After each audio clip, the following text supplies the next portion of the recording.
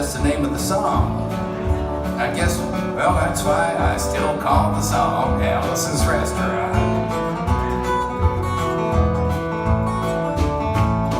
You can get anything you want at Alice's Restaurant. You can get anything you want at Alice's Restaurant. Walk right in, it's around the back, just a half a mile from the railroad track. And you can get anything you want at Alice's Restaurant. Well, it all started about 54 Thanksgivings ago.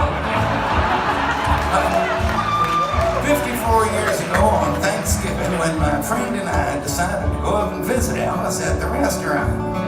But Alice didn't used to live in the restaurant. She used to live in the church nearby the restaurant in the bell tower with her husband Ray and Fancha the dog. And living in the bell tower like it, they used to have a lot of room downstairs where the pews used to be. And seeing as how they took out all of the pews and having all that room, they decided that they didn't have to take out their garbage for a long time. We got up there and found the place was filled with garbage, and we decided, well, it'd be a friendly gesture for us to take the garbage down to the town dump. So we took the half a ton of garbage, put it in the back of a red VW microbus with shovels and rakes and implements of destruction, and headed on toward the town dump. We got there. There was a sign, a chain across the road saying, closed on Thanksgiving. We had never heard of a dump being closed on Thanksgiving before. So with tears in our eyes, we drove off into the sunset looking for another place to put the garbage. But we didn't find one. Till we come to a side road. And off of the side road, there was a 15-foot cliff, and at the bottom of the cliff, there was another pile of garbage. We decided that, well, one big pile would be better than two little ones. And rather than bring that one up, we decided to throw ours down. And that's what we did. Drove back to the church, had a Thanksgiving dinner that couldn't be beat. Went to sleep and didn't get up until the next morning when we got a phone call from Officer Obi. He said, "Kid, we found your name on an envelope at the bottom of a half a ton of garbage. Just wanted to know if you had any information about it." And I said, "Yes, sir, Officer Obi. I cannot tell a lie. I put that envelope under that garbage." It was after talking to Obi for about 45 minutes over the telephone that we finally arrived at the truth of the matter. And Obi said we had to go down and pick up the garbage. We also had to go down and talk to him at the police officer station. Now, friends, there was only one of two things that Obi could have done at the police officer station. And the first thing was, he could have given us a medal for being so brave and honest over the telephone, which wasn't very likely, and we didn't expect it. And of course, the other possibility was that, well, he could have bawled us out and told us never to be seen driving garbage around the vicinity again, which is what we expected. But when we got to the police officer station, there was a third possibility we hadn't counted upon, and we was both immediately arrested, handcuffed. I said, "Obi, I don't think I can pick up the garbage with these handcuffs on." He said, "Shut up, kid. Get in the back of the patrol car." We sat in the back of the patrol car and drove to the, quote, scene of the crime, unquote. Friends, I want to tell you about the town of Stockbridge, Massachusetts, where this was happening. They got 3 stop signs, 2 police officers, and 1 police car. But when we got to the scene of the crime, there was 5 police officers and 3 police cars, being the biggest crime of the last 50 years, and everybody wanted to get in the newspaper story about it. And they was using up all kinds of cop equipment they had hanging around the police officer station. They was taking plaster tire tracks, footprints, dog-smelling prints. And they took 27 8x10 colored glossy pictures with circles and arrows and a paragraph on the back of each one, explaining what each one was to be used as evidence against us. They took pictures of the approach, the getaway, the northwest corner, the southwest corner, as not to mention the aerial photography. And it was after the ordeal we went back to the jail, and Obi Obie said he was going to put us in the cell. He said, "Kid, I'm going to put you in the cell. Give me your wallet and your belt." I said, "Obie, I can understand you wanting my wallet, so I don't have any money to spend in the cell. But what do you want my belt for?" He said, "Kid, we don't want any hangings." I said, "Obie, did you think I was going to hang myself for littering?" Obie said he was making sure, and friends, Obie was, because he took out the toilet seat so I couldn't hit myself over the head and drown. Took out the toilet paper so I couldn't bend the bars, roll the toilet paper out the window, slide down the roll, have an escape and get away. Obie was making sure, all right. And it was about 4 or 5 hours later that Alice, remember Alice? It's still the song about Alice. And she come by, and with a few nasty words to Obie on the side, she bailed us out of jail. We went back to the church, had another Thanksgiving dinner that couldn't be me. Went to sleep and didn't get up until the next morning when we all had to go to court. We walked in, sat down. Obie come in with the 27 8x10 colored glossy pictures with the circles and arrows and a paragraph on the back of each one, explaining what each one was to be used as evidence against us, and he sat down. A man come in. He said, "All rise," and we stood up. And Obie stood up with the 27 8x10 colored glossy pictures, and the judge walked in, sat down with a CNI dog. He sat down, we sat down. Obie looked at the CNI dog, and then at the 27 8x10 colored glossy pictures, and looked at the CNI dog, and Obie began to cry.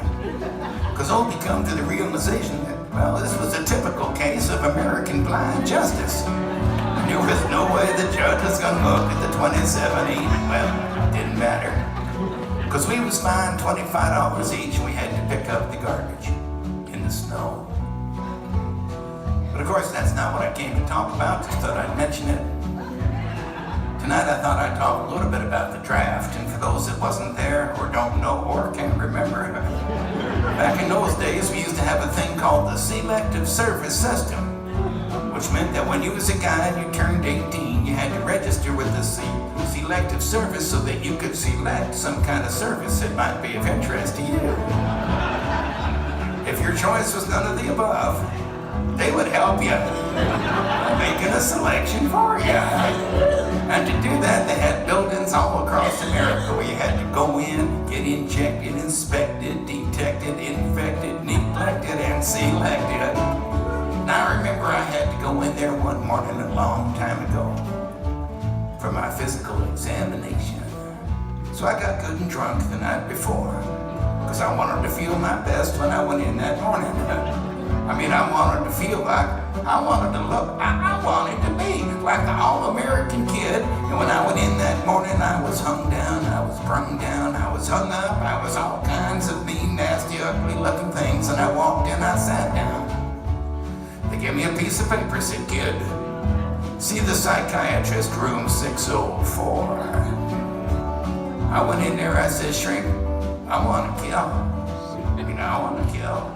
I want to see blood, gore, and guts, and veins in my teeth. Eat dead bird bodies. Kill.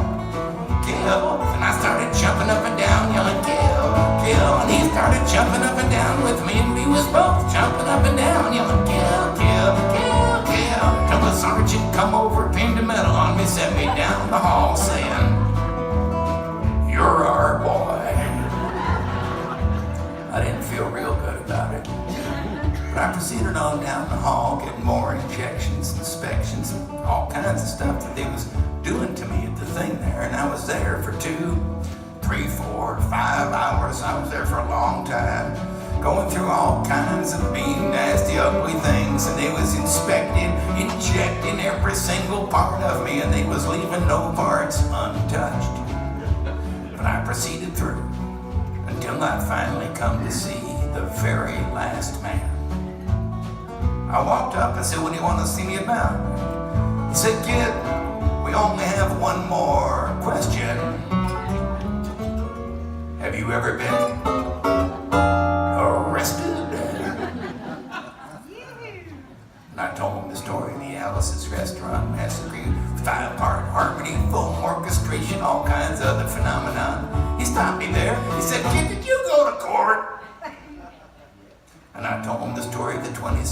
by 10 colored glossy pictures with the circles and arrows. And he stopped me again. He said, "Kid, I want you to go over and sit down on that bench that says Group W."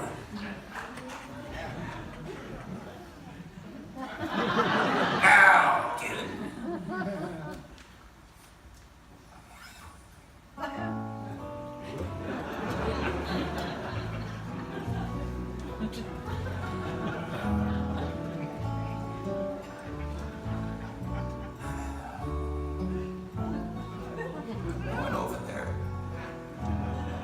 Group W is where they used to put you if you might not have been moral enough to join the army after committing your special crime. There was all kinds of mean, nasty, ugly-looking people on the bench next to me. There's mother rapers and father stabbers and father rapers. There's father rapers sitting there on the bench next to me. I mean, these was mean, nasty, ugly, horrible, crying kind of guys. And the meanest, ugliest, nastiest, father raper of them all was coming over to me, sat down next to me and said, "Kid, what'd you get?" I said, "I ain't get nothing. I had to pay $25 and pick up the garbage." He said, "Kid, what was you arrested for?" I said, "Littering." And they all moved away from me on the bench. Give me the hairy eyeball and all kinds of stuff until I said, "And creating a nuisance." And then they all come back and shook my hand. We had a great time on the bench talking about crime, mother stabbing, father raping. We was smoking cigarettes and all kinds of stuff, having a good time. Till my sergeant come over. He had some paper in his hand. He held it up. He went like this. He said, "Get this paper, got 47 words under your sentence. One time the crime, details, crowning, a safe, tune about the crime, arresting officer's name, kind of thing, got to say." And he talked for 45 minutes, and nobody understood a word he said. But we had fun filling out the forms, playing with the pencils on the bench. I wrote down the massacre like I was supposed to, not put down my pencil. Turned over the piece of paper. And there on the other side of that piece of paper, in the middle of the other side, I mean away from everything else on the other side, underlined, capitalized, and quotated, read the following words. "Kid, have you rehabilitated yourself?" I went over to the sergeant. I said, "Sergeant, you got a lot of gall to ask me if I've rehabilitated myself. I mean, I'm sitting here on the bench. I'm sitting here on the Group W bench because you want to know if I'm moral enough to join the army, burn women, kids' houses, children, villages after being a litter bug." He said, "Kid, we don't like your kind. We're going to send your fingerprints off to Washington. Friend somewhere in Washington enshrined in a little folder is a study in black and white of my fingerprints. They're still there. They've been there 50 freaking years. But I'm not the only one. They've been adding to the collection recently. Not just your fingerprints, but your text messages, emails, God knows what else they got over there. So the only reason I'm singing you the song tonight is because you may know somebody in a similar collection. Even some of you could be in a collection like that. And if you ever find yourself in a collection like that, you don't know what to do.